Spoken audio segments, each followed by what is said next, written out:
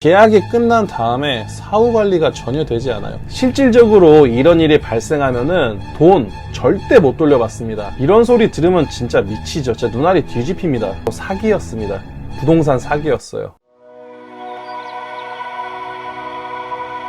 안녕하세요 여러분, 슬기로운 창업생활의 송과장입니다. 오늘은 정말 너무나도 짜증나는, 정말 머나게 열받는 일이 오늘 발생했어요. 그 때문에 오늘 하루 종일 기분이 별로 좋지 않았습니다. 제가 들은 이 일을 지금 이 영상을 보고 계신 우리 구독자 여러분들도 충분히 당할 수 있는 그런 일이라는 생각에 제가 이렇게 급하게 영상을 제작해서 올리게 됐어요. 오늘 저를 이렇게 짜증나게 만들었던 일이 뭐냐면은 바로 사기였습니다.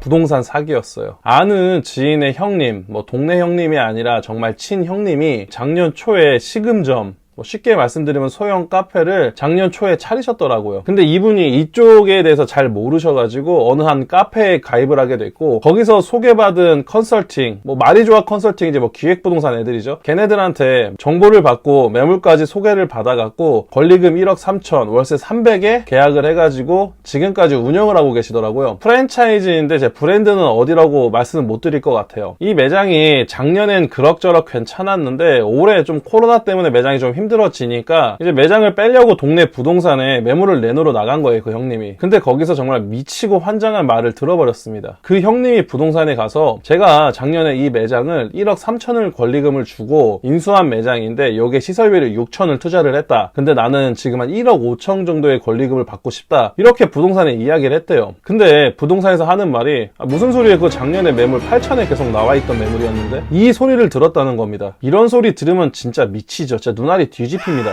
아니 5천이 어디론가 지금 사라져버린 거잖아요. 물론 부동산이 굳이 이런 이야기를 할 필요는 없었어요. 더욱이 지금은 시장도 안 좋아서 현재 그 매장 5천에 내놔도 매장이 나갈지 안 나갈지 미지수랍니다. 1억이 날아가 버린 거예요, 1년 만에. 정말 이런 사기 당한 분들은 정말 눈알이 뒤집힙니다. 기획부동산, 컨설팅 업체들이 이러는 거는 제가 조금 알고는 있었어요. 그래서 어느 정도 이름 있는 프랜차이즈들은 절대 컨설팅 업체라 계약을 하지 않습니다. 컨설팅 업체가 데려오는 가맹점주와도 절대 가맹계약을 시켜주지 않아요. 얘네랑 하고 나면은 뒤에가 뭔가 꼭 구려요. 뭔가 꼭 생깁니다. 그래서 웬만한 기업들은 절대 컨설팅 업체와 같이 일하지 않습니다. 특별히 이런 영상을 찍고 싶지 않았어요. 컨설팅 업체들을 싸잡아서 욕하는 그런 영상이 될까봐 제가 이런 영상을 찍으려고 하진 않았습니다. 근데 가까운 주변에서 이런 일이 벌어지다 보니까 여러분들한테 사기의 유형, 어떤 식으로 이 사람들이 사기를 치는지 그 유형 정도는 알려줘야겠다 싶어갖고 이 영상을 제가 제작하게 된 겁니다. 다시 한번 말씀드리지만 정말 잘하는 컨설팅 업체, 정말 뛰어나신 분들이 지금 소속되어 있는 그런 컨설팅 업체, 그런 업체도 엄청나게 많습니다. 오늘 저의 동영상의 주 내용은 이런 컨설팅 업체가 나쁘다는 거를 말씀드리는 게 아니라 이런 유형의 사기가 빈번하게 일어나니까 조심하라고 만든 영상임을 다시 한번 거듭 강조드립니다.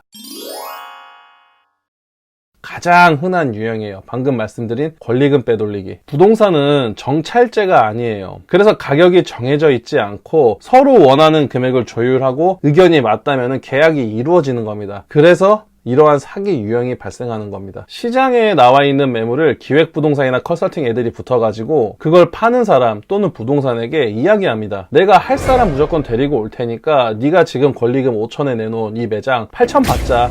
그리고 나 1,500 줘라. 이게 가장 흔한, 정말 컨설팅들이 가장 쉽게 장난치는 유형 중에 하나가 바로 이런 유형입니다. 컨설팅을 하는 그분이 되게 교양이 있고 매너 있고 되게 젠틀해 보이셔도 동네의 부동산을 다 돌아봐서 내가 지금 하려는 이 계약의 금액이 맞는가, 시세가 맞는가, 이거를 꼭 확인하셔야 됩니다. 절대 그분을 100% 믿어서는 안 돼요. 제가 사기 이런 식으로 말씀을 드리는데 실질적으로 이런 일이 발생하면은 돈 절대 못 돌려받습니다. 정찰제가 아니라고 제가 말씀드렸잖아요. 증명이 안 됩니다. 내가 돈을 더 줬다, 얘가 돈을 뒤로 돌려받았다, 이거를 증명을 해야지 소송을 가서 이길 수가 있는데 이걸 증명하기란 하늘의 별 따기보다 어렵습니다. 그러니까 애초에 예방을 하셔야 됩니다. 나중에 사기 당한 거를 알게 되면은 그저 진짜 뒷목 잡는 거밖에 할 수 있는 게 없습니다. 아니면 내가 지금 사기를 당했다는 거를 평생 모르실 수도 있어요. 컨설팅 이야기를 조금만 더 할게요. 이건 사기의 유형이 아니라 제가 이 일을 10년 동안 하면서 느낀 그리고 팁입니다. 반대 입장에서 한번 생각을 해보세요. 본사와 직접 얼굴을 맞대고 이야기를 나눠가면서 매장을 구하고 가맹계약을 체결하신 가맹점주님과 컨설팅하고 모든 이야기를 끝내놓고서 계약을 체결하신 그 분이랑 분명히 같은 가맹점주님이긴 하지만 차이가 존재합니다. 이걸 뭐랄까 성골과 진골의 차이라고 하면 조금 웃길까요? 본사에서는 당연히 자기들과 조금이라도 얼굴을 더 맞댄, 자기들과 이야기를 조금이라도 나눈 그 가맹점주님한테 정말 이만큼이라도 더 해주려고 노력을 할 겁니다. 컨설팅을 통해서 계약을 맺은 그런 가맹점주님보다요. 그것뿐만 아니라 자기들하고 돌아다니면서 매장을 구하고 계속 이야기를 나누신 분이 예상보다 너무 매출이 너무 안 나오게 돼서 조금 상황이 딱하게 됐을 경우에 조금이라도 도와주려고, 조금이라도 지원을 해주려고 아마 노력을 할 겁니다. 근데 반대로 컨설팅을 통해서 들어오신 가맹점주님 매출이 안 나온다. 미안하다는 감정을 그렇게 많이 가지지 않아요. 컨설팅하는 그 업체도 마찬가지입니다. 계약이 끝난 다음에 사후 관리가 전혀 되지 않아요. 매출이 잘 나오든 안 나오든 별로 관심이 없습니다. 오픈하는 데까지만 관심이 있습니다. 제가 생각하는 컨설팅은 매물의 조건, 브랜드의 계약 조건을 컨설팅을 받는 게 절대 아닙니다. 요즘은 어떤 브랜드가 성장세인가, 비용이 합당한 브랜드는 어느 브랜드인가, 이 브랜드의 자산 구조는 어떻게 되어 있는가, 내가 가진 금액으로는 어느 브랜드를 오픈할 수 있을까, 미래 가치가 조금 더 높은 브랜드는 둘 중에 뭘까, 이런 부분 등을 컨설팅을 받는 거지, 매물의 임차 조건이나 브랜드의 계약 조건을 컨설팅을 받는다는 거는 정말 가당치도 않습니다. 절대 그걸 받으시면 안 돼요. 창업을 하는데 조금 더 현명한, 조금이라도 실수를 하지 않게, 조금이라도 돌아가지 않게 실수 없는 결정을 하게 해주는 게 바로 컨설팅이고, 많은 컨설팅과 많은 정보를 받아서 브랜딩을 선택하게 된다면은 그 이후부터는 본사와 이야기를 나누면서 오픈을 준비하시는 게 맞습니다. 요즘 정말 힘든 시기입니다. 이런 힘든 시기에 더욱더 머리 아프고 더욱더 골치 아픈 일이 발생하지 않도록 조금 더 현명하고 그리고 슬기롭게 여러분들이 창업하시기를 진심으로, 정말 진심으로 기원합니다. 여러분들의 구독과 좋아요는 정말 저에게 큰 힘이 됩니다. 꼭 부탁드리겠습니다. 지금까지 슬기로운 창업생활의 송과장이었습니다. 감사합니다.